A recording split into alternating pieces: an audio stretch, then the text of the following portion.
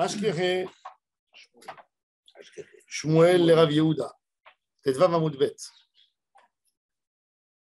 Ils nous entendent, oui? Oui, on entend. Oui.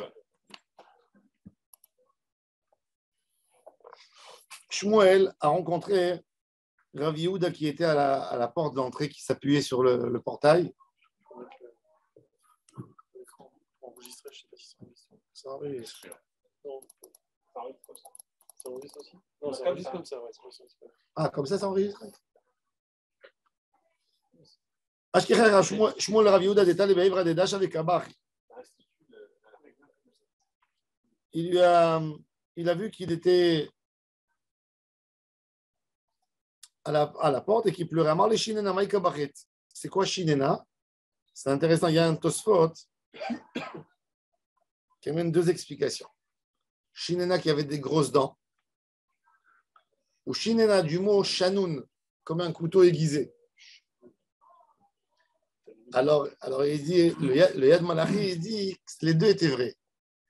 En fait, Rav Yehuda, c'était le Rav de Shmuel. Shmuel, c'était le Rav de Rav Yehuda. Et il ne voulait pas que les élèves soient jaloux de Rav Yehuda qui lui dit, t'es mon élève préféré, Shanoun. Alors il disait, Shinena, tu as des grosses dents, toi avec les grosses dents. Mais Béhémet, il était mis de Kaven sur sa chokhma. Et les élèves connaissaient ça comme s'ils lui disaient, comme on a l'habitude de dire en hébreu, Jinji. Alors il dit, Shinena, Maïka Bachit, pourquoi tu pleures? On sait que dans l'araméen, on remplace le shin par le nan. Shinena, oui. Mais Shunan, tu connais tout. Non, voilà. Oui, c'est un élève, mais il a une force il est Shanoun. Oui, mais Ça change. Tu le mets en hébreu, tu veux dire. Maïka Bachet, pourquoi tu pleures? Amar le mizout ramay dirtiv ve'u berabanan. Aye sofer, aye shokel. Il dit, je vois la grandeur des Chachamim et je vois ce qu'ils ont perdu dans leur olam haba. On va voir tout de suite. Et je me dis quoi? Kadosh Baruch Hu n'ignore pas leur faute. Alors regardez, Aye Sofer, c'est qui Aye Sofer? C'est qui Aye Shokel? Aye Sofer est un Migdalim. Qui est le Rav qui est capable de compter toutes les halachot de la Torah? On va voir tout de suite c'est quoi Migdalim. Aye Sofer, Shayu Sofrim, Kol Otiyot Sheba Torah. Ils étaient capables de te dire le nombre exact de lettres dans chaque paracha. Tu lui dis, Pasuk Bereshit, combien de lettres? 55. Pasuk, tac. Tellement ils avaient une connaissance dans la Torah qu'ils étaient capables de faire sentir tout de suite, sans compter, le nombre de lettres.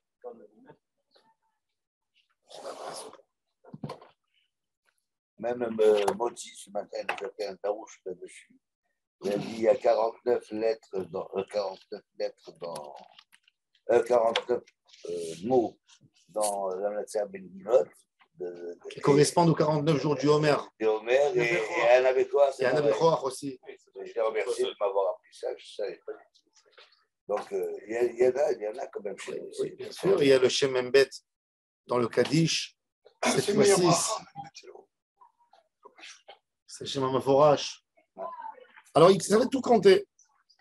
Aye Shokel, Shayu Shokrim, Kalim, Bechamurim, Sheba Torah. Aye Sofer. Et un migdalim, j'ai eu shonim, shlosh meot alachot, le migdal aporeach ba'avir. Alors, Rashi, il dit, c'est quoi shlosh meot alachot, le migdal aporeach ba'avir? Il disait, pourquoi la lettre Lamed, elle est sortie de l'ordinaire? Elle monte en haut. Pourquoi elle a fait une tour, le Lamed? Tilmat. Mais pourquoi elle monte? Alors, il faisait 300 alachot qu'ils ont appris, du Lamed qui est en haut. Il dit, Rashi dit, ça c'est, il y a des qui disent qu'ils savaient dire 300 fautes du Dora Palaga, qu'est-ce qu'ils ont fait? Que par les mots, ils arrivaient à trouver. Rashi dit, Migdal apatuach la vir, Garsinan, ve'em milchot oalot, Migdal shelaet shekorim mestière.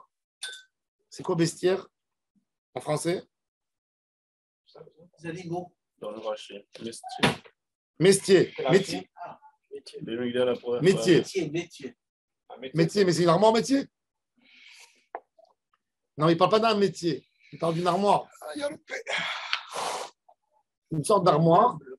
Un meuble. Oui. Les ardeurs, la grave et les Métier, c'est quoi métier. Métier, mais un métier, c'est un haris.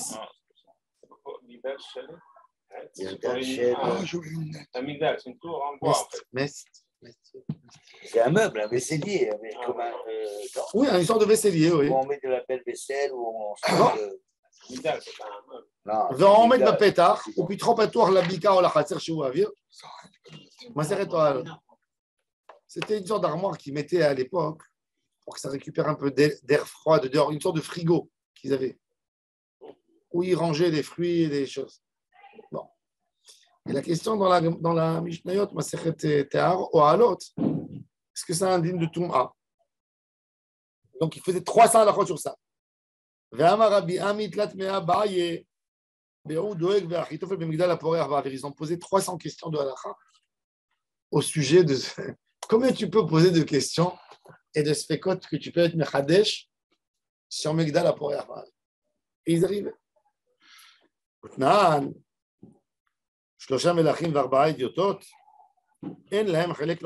on sait, il y a la Mishnah dans Perek Chelek qui nous dit que Bilad, Aracha, Doeg Edomi, Achitofel et Gachazi, ils n'ont pas de Chelek l'Olam Haba. Et Achitofel et Doeg qui étaient si grands en Torah, eux, ils sont parmi eux. Anan, Matev et Anan, Mounou. Si ceux-là, ils n'ont pas de Olam Haba, et nous, qu'est-ce qu'on va avoir? Amarlo Shinena, mon élève, c'était toujours des Rechaim. C'est affreux de dire ça. Ça veut dire de dire sur deux Gaédomi que toute sa vie, il était rachat. Depuis le moment où il a commencé, il était rachat. Il n'a jamais eu un moment de Ktusha. Ou deux Gaédomi. Après quoi? Zemeri et Vani Lopasak Mipoué, toute sa vie, depuis son enfance, il chantait les chants grecs. Ah, oh, quel bagarrier on a vu avec ça. Parce que on chante à Znavour, il nous a traité de tout. Amro alav alacher b'sha'ah sheyomet bibet hamidrash arbe sifrei minim noshrim mecheko.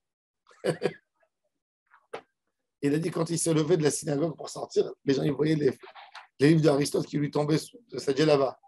Tout était chargé de livres, pas bon. Ah, c'est toujours Elisha. Ouais. Sha'a nimos a gardé Rabbi Meir, kol amar denachit liyora salek. Il lui a dit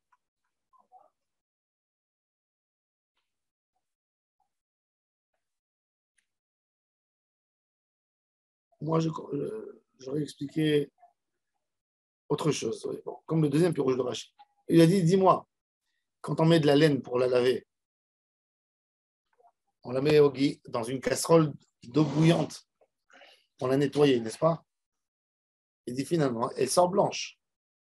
Pourquoi ces rabbins, ils sont au non, mais ils restent là-bas? Pourquoi ils restent? Ah, c'est pas un an, non? C'est ça, mais tu vois qu'il est resté. Tu vois qu'Elisha Ben Avouya, il est resté. Rabbi Meir, il est mort, il a brûlé son rave et il fallait. Rabbi Yochanan, c'est bien après. C'est quelques dizaines d'années après. Ah, on veut dire par là que pourquoi le guénon, c'est pas comme une machine à laver. Ben oui, il dit pourquoi? C'est pas comme une machine à laver. Et après, tu sors, tu pinces. Purgatoire, un an. Voilà, tu fais purification. C'est pas une loi, c'est ça? vrai, c'est une bonne question. À quoi ça sert de rester tout le temps? Après, qu'est-ce qui se passe? Alors il dit. Il n'y a plus de suite. C'est fou. Il dit qu'il faut y avoir. Il dit la laine, elle était blanche à la base. C'est sali. Et c'est sali. Excellent. Elle ne viendra jamais blanche comme elle était avant. Si. Non, si elle n'était pas blanche à la base, si elle n'était pas blanche à la base, même si tu laves. Pas blanche à la base, même si tu laves, il n'y a rien. Jamais blanc. Mais si elle est blanche, tu peux la laver. Alors il dit, Elisha Ben Avouya, elle était sale depuis le début. Oh là là. C'est-à-dire, si on est C'est né pas tordu, des vrais il y a une chance que. Mais si on est né bien. C'est dur à dire, c'est très dur. Mais les sages, ils savaient ce qu'ils disaient, ils n'ont pas inventé. C'est vrai. Tosfot, il dit quelque chose de très intéressant. Alors ça le... Ça n'enlève la culpabilité d'être comme il est, parce qu'il est né comme ça. Non, pas il est né. Il a sali sa neshama depuis enfant. Alors, ça c'est Rachi. Toi, il donne une Mais il a autre raison de kiffer alors, parce qu'il est mort, le mec. Oui, il est mort. C'est mort, l'idée. Non, il n'est pas mort. Non. Depuis le départ, c'est mort. Attends, là, Alors, regardez, il y a encore attendez. le lâche, attends. Tosfot, il donne une autre signification. Tosfot, il dit quelque chose d'incroyable. D'ailleurs, c'est la faute des enfants de Aaron Cohen quelque part. J'ai expliqué hier dans le Shiur, j'ai dit à Kadosh Baruch Hu, la Torah dit, tu sais, après la mort des enfants d'Aaron, dit à Aaron de ne pas rentrer quand il veut au Beth Amikdash. Quand il va rentrer au Kodesh à Kodesh, une fois par an. Et avec ça, il va se nettoyer, il va se purifier. Tout est à la de Kippour, elle figure dans notre paracha. Mashma, que c'est lié à la mort des enfants de Aaron. Oui. Alors, j'ai expliqué, si vous êtes d'accord, que les enfants de Aaron à Cohen, c'est quoi leur faute à la base? D'en faire trop. Non, ils ne savaient pas. Non. Parce qu'ils ont fait quoi qu'ils aient fait, ils ne savaient pas que c'était interdit. Sinon, ils n'auraient pas fait. Ils étaient très familiers avec Hachem. Oui, d'accord. Ils n'ont pas eu, nous dans la, et ça c'est la question. Tu veux dire que Hachem il nous aime? Et on le dit, Hachem tu nous aimes. Est-ce qu'il faut dire des éléments de Ira? Aujourd'hui il y a une théorie, surtout chez les Chabad, parler que d'amour. Breslev. Je ne suis pas d'accord à 100% avec ça. Pourquoi? Parce que l'enfant il n'a pas la crainte d'Hachem. Réchit Rochma, Ira d'Hachem. Il doit avoir une Ira. Comment tu expliques à un enfant? Tu dis qu'il n'y a pas de guéridon, il n'y a rien. Arrête. Une des 13 bases du judaïsme, c'est le Sachar et le Ronesh. C'est-à-dire que le Ronesh, c'est Ira. Les enfants de Aaron à Cohen, ils vivent que dans l'amour. Maintenant, on est avec Akadosh Baruch Hu, il y a le jour de l'inauguration du Mishkan. Ils travaillaient que sur l'idée de l'amour. Il n'y avait pas la notion de la peur qui leur passait à la tête. Et quand maintenant, il n'y a pas de feu, on a besoin d'amener un corban, il n'y a pas de feu. Il y a Moshe Rabbeinu. Quand tu as une peur, une certaine crainte, qu'est-ce que tu fais? Celui qui est plus âgé que toi et qui est là avant toi, tu lui dis quelle est la règle à se comporter. C'est ça la question. Ils ont doublé. Ils font un calvachomer. Ils disent bien sûr qu'Hachem va apprécier notre feu que nous on a amené. Et ça, cette légèreté, ce manque de ira, pas dans le sens péjoratif, un manque de ira Shamaim, c'est qu'il ne que dans l'amour. Un excès de confiance. Un excès de confiance les a fait tomber. Et c'est pour ça, ça explique toute l'idée. Ils avaient un excès de confiance en Hachem et donc ils ne sont pas fatigués à aller demander à Moshe. Alors ils sont morés au Rab Ifne Rabo. Talmid Shora au Rab Ifne Rabo, Chayav Mita. Ils ont bu. Pourquoi ils ont bu? Parce qu'ils ont un excès de confiance. Va-t-il que Hachem va me recevoir? Hachem, même, peu importe comment, ça me mène la simra. Toutes ces idées, c'est de dire la règle, c'est moi qui la décide. Je suis chez moi. Et Hachem, il te dit t'es chez toi, mais n'oublie pas que t'es chez moi. Et pour les enfants, ça, c'est l'idée. Pour les enfants, il faut toujours mettre un élément. Il faut mettre un élément de ira. Pas beaucoup. Pas ira. Ira. On met des limites. Mora Rabar. Tu sais, le problème d'aujourd'hui, le problème des enfants, tout le problème de notre génération, Marcel, tout le problème de cette génération, ils n'ont aucune peur. Ah, c'est le mec des permis. Aujourd'hui, plus que ça, aujourd'hui, un flic, il vous arrête. Moi, je vois sur Facebook et sur TikTok. Vous vous faites arrêter par un flic. Le flic, il arrive, il a un pistolet sur lui. Il peut te prendre et t'arrêter. Le gars, il fait sortir son téléphone. Et quel chutzpah, il filme. Ouais. Et il dit au flic, donne-moi ton nom. Parce qu'aujourd'hui. Parce qu'il n'y a plus de hiera. Non. Il n'y a plus de Parce mora. qu'on s'est aperçu que les rabbins, ça peut être des salopards. Les flics, ça peut être des Il n'y a pas de salopards. mora. Et les juges, c'est des salopards. Mais tout Le monde, il s'est aperçu Non, que non. tout le monde est le C'est même. Le monde, il Et est que le le même. costume, Le monde, il est le même. C'est l'homme Ils qui se est sont Khatou. aperçus. Ils se sont aperçus. Tu vois, il n'y a pas, ils se sont Moi, je suis aperçus. pas d'accord avec Et toi. tout le monde dit ça. Et il y a 100 ans, c'était pas comme ça. Toujours, il y avait des gens. Non. On ne Aujourd'hui, savait pas. Pour nous, un juge, c'était waouh, on avait de la crainte d'un rabbin. On voyait un rabbin. Moi, il y a 30 ans, je voyais un rabbin. C'est pour ça que la Gemara a dit Aujourd'hui, un les rave rabbins, qui c'est des la Gemara a dit qu'un rave qui mange. fatigués. La Gemara a dit qu'un rave qui mange à table avec des gens légers, il est chayav mitabi de shamaim, il est machalel shem shamaim. Oh là Ils là. boivent avec lui, ils kiffent avec lui. Moi, je parle avec Ça blague, ça rigole et il se tait. Et il y a d'autres mots. Il n'y a plus de distance, il n'y a plus rien du tout. Je crois que ça prend une génération. Je suis pas d'accord. Rav, comment vous cristallisez ça avec Rav, Tu sais, nous, chez nous à la maison, quand mon père, il voyait que, tu vois, surtout en vacances, On y va par le bas. par exemple, les vacances, Mais c'est fini. il tenait des règles, de rigueur tout d'un coup. C'est plus de l'anarchie. Tu vois, pourquoi?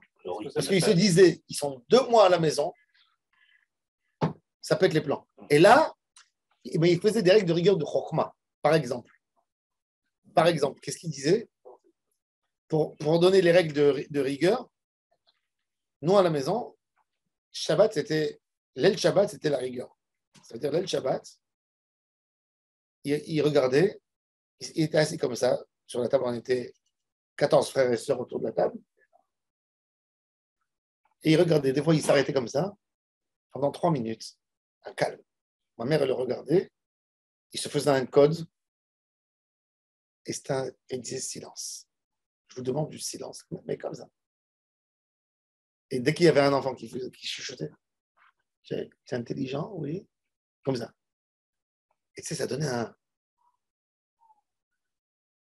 On n'avait pas le droit à table de parler si on n'a pas eu la permission. Mon Dieu, On n'avait pas le droit de parler. Même pas entre nous. S'il n'a pas permis, il a dit, vous pouvez parler, il n'a pas le droit de parler. Mouchtana.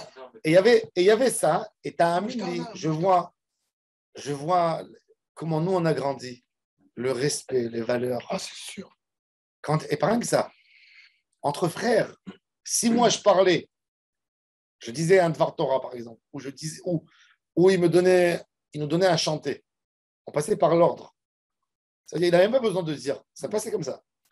Si moi je parlais et mon petit frère, il parlait, il rentrait dans ma conversation, il était puni. Pas pour profiter. Nous, on ne profitait pas du fait qu'on est grand, on avait une responsabilité, un sens de responsabilité. Mais il y avait une hiérarchie très claire. C'est quand moi je suis retourné en Israël de France en 2005, mon jeune frère me vouvoyait. Mon petit frère, on a 19 ans de différence. Il me disait, Athènes, qu'est-ce que vous en pensez? Comme qu'il parlait avec mon père. Et ma femme, elle est devenue folle. Elle a dit, c'est quoi cette folie que ton père il a éduqué comme ça? Donc elle a dit, tu l'appelles toi, tu le tutoies. Bien sûr que je lui ai dit, bien sûr que tu me tutoies. Mais tellement c'est rentré. Dans ce sens-là. Exactement. Il a un respect, même à son grand frère. Je ne suis pas l'aîné, je suis le deuxième. Mais un respect où il vous voit son grand frère. C'est marocain. Non, non, c'est pas bien. Moi, j'aimerais bien, mais. Moi, j'aimerais pas du tout, moi, quel rastra. C'est pas mes 60. On est Je tellement trouve ça loin, magnifique. on est tellement loin du respect Mais aujourd'hui. c'est fini, c'est pas les mêmes. quand on rentrait, mon père il nous obligeait. Quand on était quand on était au salon, mon père il tenait sur ça. Mon père il tenait sur ça quand on se lève. Il tenait sur ça quand on se lève. Il se mettait à la porte, il rentrait. Tout celui qui était assis au salon et à la cuisine, il se levait. Quand tu rentres et tu sors de la maison, si papa il est au salon, tu lui embrasses la main, tu dis bonjour papa. Il ne permettait jamais de répondre de la chambre. On n'avait pas le droit de dire qu'est-ce que tu veux. S'il nous appelait, oui papa. Et on était punis si on ne disait pas oui papa. On était punis. C'est la base, ça. Si tu ne dis pas oui papa, c'est-à-dire je suis à ton ordre. Anil Ifkoudatra. Qu'est-ce que tu veux? Qu'est-ce que tu désires? On n'avait pas le droit de répondre de la chambre. Interdit. Il appelait, tu courais. Oui, papa. La question, c'est aujourd'hui vos enfants. La question, c'est pas avant, c'est la génération aujourd'hui. Moi, c'est impossible. J'étais rigoureux avec. La maison d'après. J'étais rigoureux avec mes 3 premiers. J'étais très rigoureux avec mes 3 premiers. Qu'est-ce qui a cassé? Le fait que je voyageais, travaillais avec le Rav Amar à Jérusalem. Je sortais à 6 heures du matin et je revenais des fois à 8 heures, des fois à minuit du soir. Je voyais mes enfants que Shabbat, je ne voulais pas donner une image aux enfants que le père qui vient Shabbat, il impose les règles de rigueur. Et ça m'a cassé avec les autres enfants. Mais à la base, j'ai continué ce que j'ai vu chez mes parents, j'ai fait. Encore une fois, ce n'est pas de la folie. Mais il faut que le père il fasse remarquer sa place à la maison. Il faut que la mère ait laisse son mot à dire. Et il y a des manières. Chaque enfant, il a sa chokhma. Comment vous avez dit le mot, c'est reconnaître la place de chacun à sa juste place. Et chaque enfant, il y a un travail spécial que tu peux lui montrer. par ta Il y a de la place de chokhma, l'un de l'autre. Ça veut pas dire qu'il tu faut lui montres sa l'écraser. place. Que Chacun a la place. un jour, mon fils, quand il était petit, il m'a dit, Non, papa, c'est je dans suis les ton vieux copain. Non, c'est la bagarre. J'ai pris sa main, je lui ai dit, tu n'es pas mon copain. Je suis ton papa, tu es mon fils. Je t'aime beaucoup, plus qu'un copain. Mais je ne suis pas ton copain. Ouais, il m'a regardé choqué, l'enfant. Il comprenait quelque chose. Et il y a des parents qui disent, oh, la ganénette, c'est ta copine. Non, la ganénette, ce n'est pas ta copine. C'est une institutrice. Elle est là pour t'enseigner, elle est là pour te garder. Elle est là, tu dois te faire ce que... C'est ça, les enfants, ils ne comprennent plus rien du tout.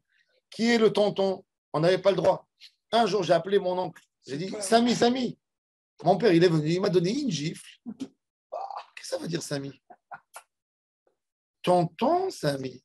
Mais c'était... Ce respect, il n'y avait pas. Un jour, j'ai dit à j'étais chez mon oncle.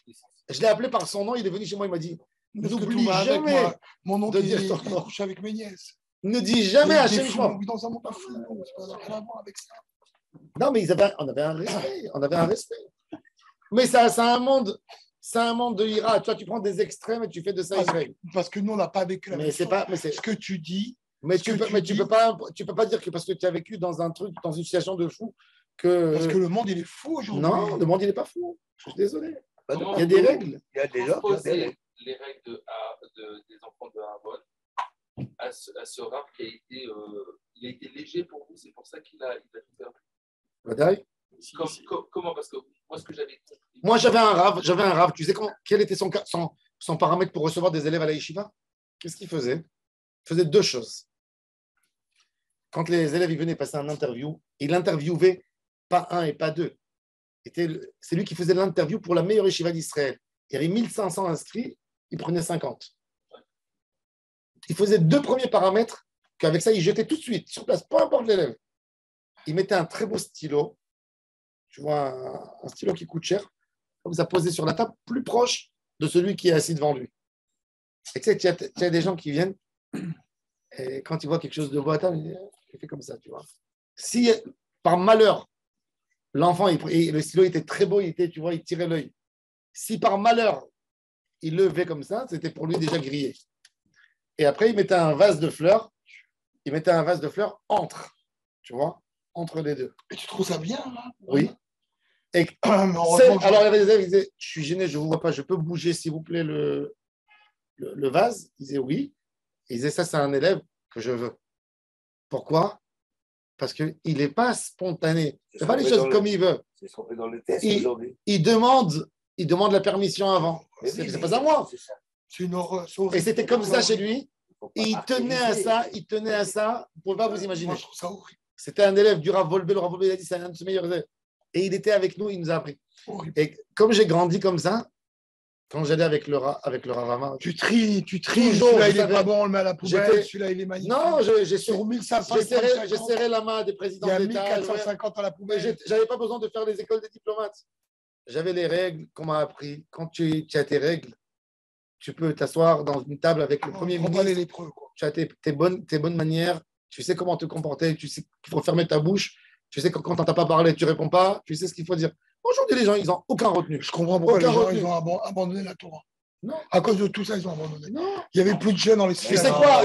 Je préfère qu'ils ne viennent pas dans la Torah, ces gens. Bien sûr. Je préfère qu'ils soient bouchés. Tu es en train de te servir une cliente. Une femme, elle rentre dans ta boucherie. Tu dis, tu as du paleron? Tu vas lui répondre? Bah oui, j'en ai madame. Mais non. Non. Tu dis, dis-moi bonjour, tu me parles pas comme ça. Il y a 25 personnes devant toi. Non, pas, tu n'as pas respecté.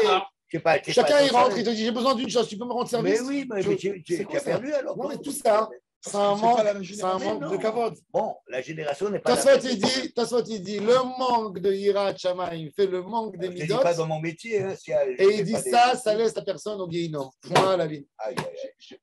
תלמיד שיראה קצת אור קודמת לחוכמתו. Voilà, חוכמתו מתקיים. ליראה. ודואג באחיתופל דלא, écoutez ça, ודואג באחיתופל דלא מגנה להו תורתן, לפי שלא היה להם יראה כללית. Il dit pas יראת שמיים. Ils n'avaient pas la notion de yira. Ils ont aucune notion de yira. Lui, non, lui, il a faut faire après parce que c'est pas. Il dit Doeg, Tosfot, il dit Doeg à Edomi et Achitofel, Il ne parle pas de Yirat Shamaim. Il n'a mis Yira Klal. Yira. Il en avait Acher chez Torato.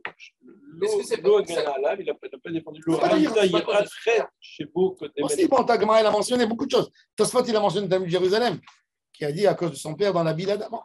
Mais toute l'idée, Tosfot, là, il te dit, là, il parle de Doeg et Edomit.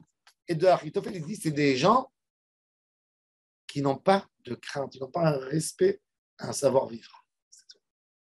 Et là, et tu vois, Emet, Tahamini, je vois des choses.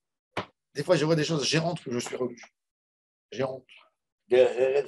Quand je passe et je vois des gens, je vois des gens comment ils poussent un l'autre pour monter dans le bus, ou comment chacun il tire pour prendre le premier, ou quand tu montes dans l'avion, et chacun il a fait rentrer avec lui 3 valises parce qu'il n'a pas voulu payer, et il vient, il vole la place des autres.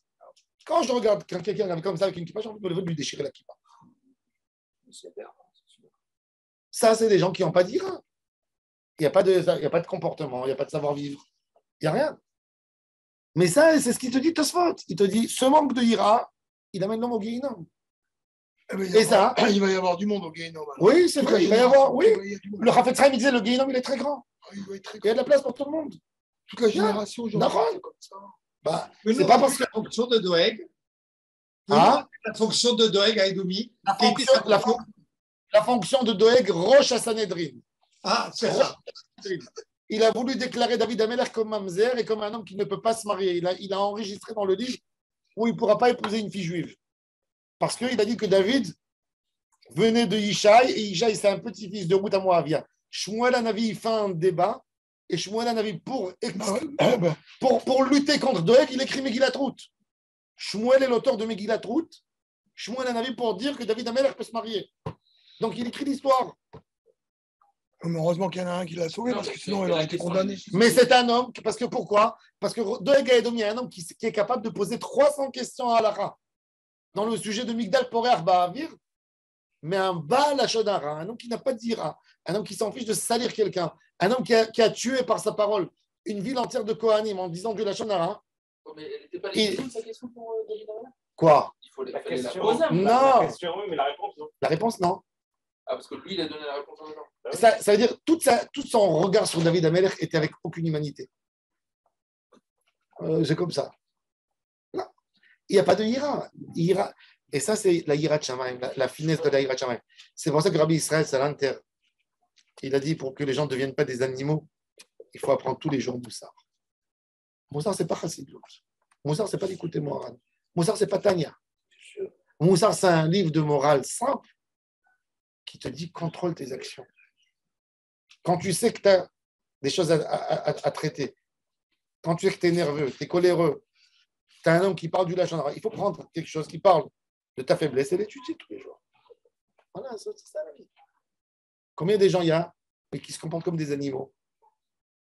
Et c'est pour ça que c'est pour ça que tu vois des présidents violeurs, des présidents voleurs. Pourquoi? C'est des gens sans aucune midote. Ils ont beaucoup de capacités intellectuelles très fortes.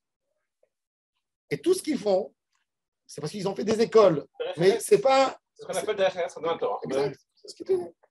Alors, ce Doeg, c'est un faiseur de roi. Parce que Shmuel, c'est lui qui a mis sa khatima pour dire celui-là, c'est pas le fils de machin. Non. C'est très joli, mais c'est une vérité qui condamne. Ça veut dire que dès qu'il y a un gosse qui ne va pas dans le bon chemin, il a rattrapé David. On jette. Moi, je dis toujours. Moi,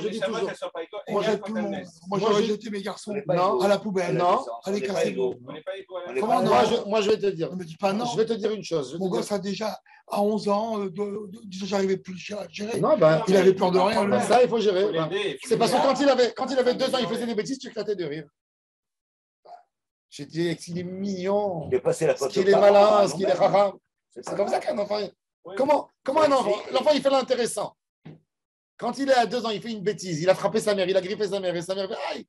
Et toi, tu regardes et tu éclates de rire. Et qu'est-ce qu'il fait? L'enfant, il a compris que quand il fait le malin, c'est ça l'enfant. Les enfants, ils sont très malins. Et la règle, il y a une autre règle très intéressante dans l'éducation des enfants. Toute bêtise que tu sais que l'enfant ne va pas la faire, quand il a 30 ans, ne fais pas cas. L'enfant, il a cassé un vase. L'enfant, sans faire exprès, tu sais qu'il ne va pas le faire. Tu sais qu'à Un enfant sans faire exprès, il a sali, il avait quelque chose dans la main. Et tu dis, tu vois pas où tu marches. Et ça y est, pas faire un drame. Ça y est, arrêtez avec ça. Il a sali le mur. Il ne va pas le faire. Mais quand un enfant, il a vexé son frère, il a parlé mal, il a levé la main, t'es jaloux. Là, il faut prendre, il faut arrêter, il faut lui dire, tu ne bougeras pas d'ici tant que tu... Et ça, c'est le devoir des parents. Un jour, j'étais chez Rav Ovadia Yosef, au Beth Midrash. On est assis comme ça dans la tefila. Il y a un enfant qui est comme ça. Moi, c'est que j'ai vu de mes propres yeux. Moi, j'étais avec mes enfants. L'enfant, il était tout petit. Il y avait un enfant, il était comme ça assis avec son père. L'enfant, il a 10 ans, il faisait comme ça avec le ciseau. Comme ça. En plein tefila. Je vois Rav Ovadia Yosef, il est assis comme ça. Maintenant, l'enfant, il est assis à côté de moi. Moi, je dis à son père, gère ton fils. Je vois les nerfs du Rav Ovadia Yosef. Il m'a dit, mais laisse ton fils faire ce qu'il veut, ne te mets pas de sa vie. L'enfant, il fait comme ça. J'aurais dit, Rav Yosef, il fait comme ça sur sa chaise. Je le vois comme un lion. À un moment, il s'est levé. Il a pris le sidon comme ça. Il lui a foutu une baffe à l'enfant. Et il a crié à son père, sors d'ici! Manque de respect pour Hachem, sors dehors! Le père, il était. J'ai dit au père, je la voyais venir.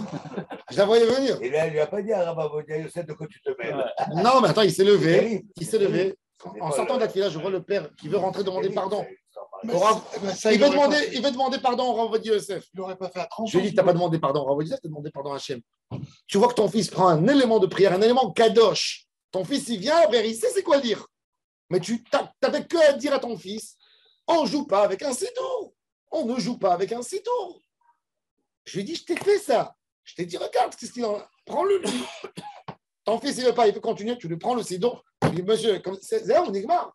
Moi, je dis à mes enfants, vous allez venir à la synagogue, vous allez parler, vous allez prendre une claque. Ne venez pas à la synagogue. Non. Vous pouvez rester à la maison. Je ne vous ai pas demandé de. Je ne vous ai pas obligé, vous n'êtes pas encore apte de faire la tefila. Ma femme, elle m'en veut à cause de ça. Mais je dis à mes enfants, le jour où vous allez comprendre l'importance de la tefila, venez à la synagogue.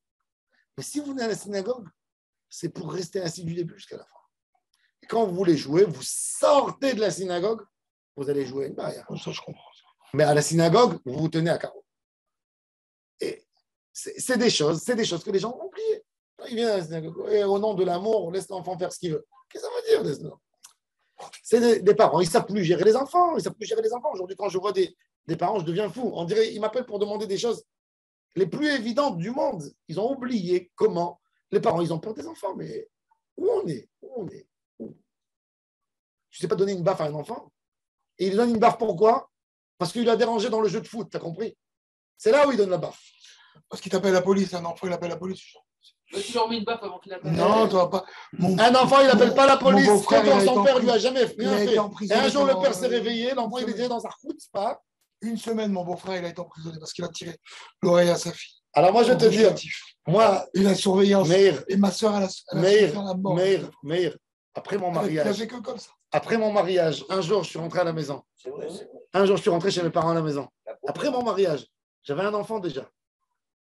Et je dis ça parce que j'admire mon père. Je suis rentré à la maison, j'ai vu ma soeur, elle était mal habillée. Je lui ai dit, tu es habillée comme une fille de rue. Comme ça, je lui ai dit. Il y avait mon père qui était assis à table. Il m'a regardé, il n'a rien dit, il s'est levé. Il m'a donné une gifle, il m'a dit, sans peine. J'ai baissé mes yeux, je suis sorti. J'avais un enfant, 23 ans. Je suis sorti, j'étais très. J'ai appelé ma mère. J'ai dit, tu as vu papa, tu as vu ce qu'il m'a fait? Elle m'a dit, mais il a raison. Elle m'a dit, c'est sa fille ou c'est ta fille? Ta fille, peut-être tu as le droit de lui dire. Peut-être. Devant un homme, tu lui dis sur sa fille. Tu es une fille de rue. Tu sais que ça veut dire une fille de rue. Tu sais pas c'est quoi le mot une fille de rue? Eh ben, tu ne diras pas. J'ai dit, alors moi j'ai fait l'intelligent, j'ai dit, je ne mets plus le pied chez vous à la maison.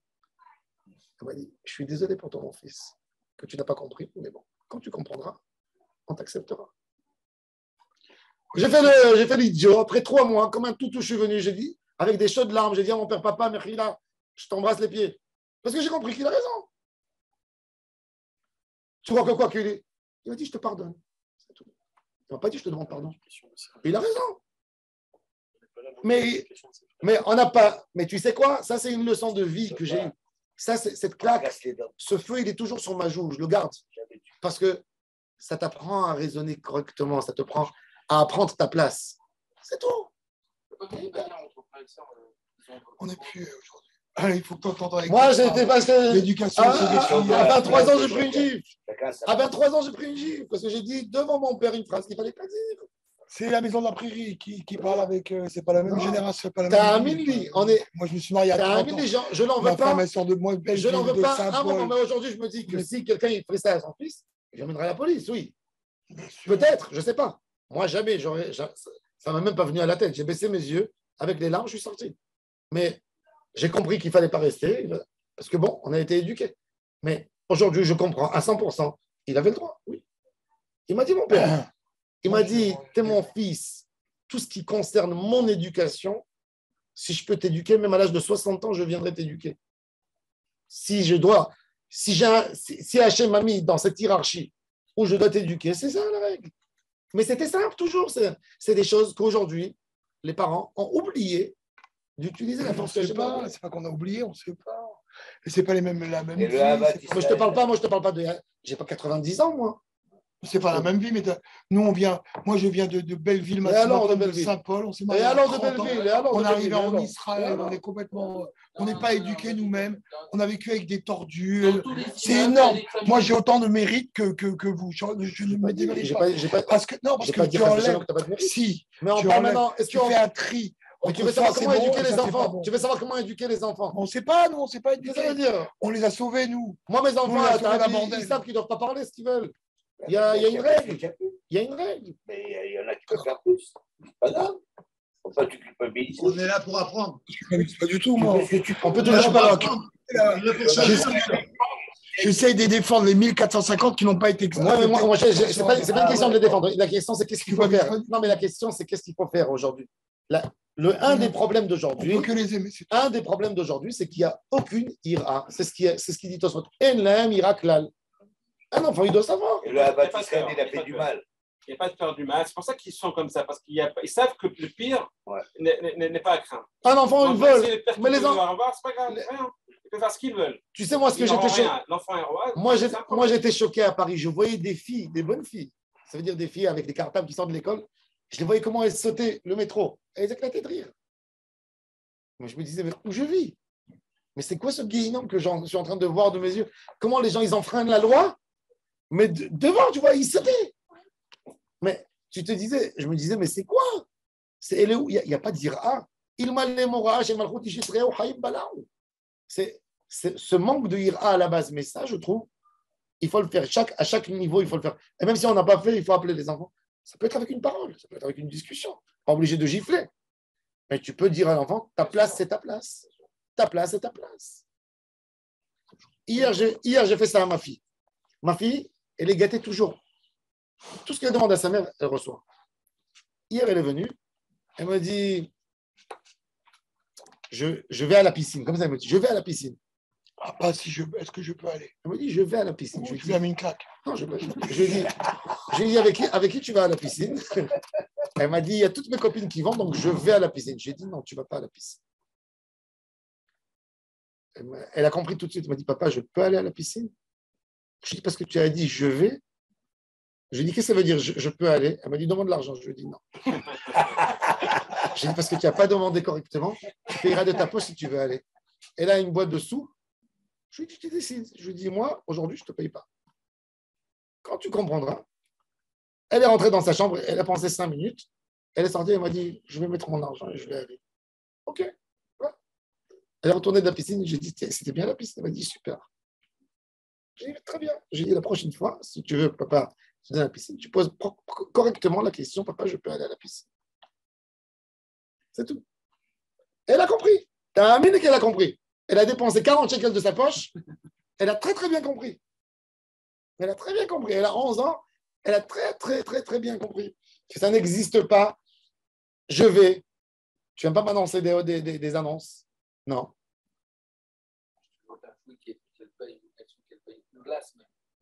Moi, je leur donne de l'argent. On a donné l'argent.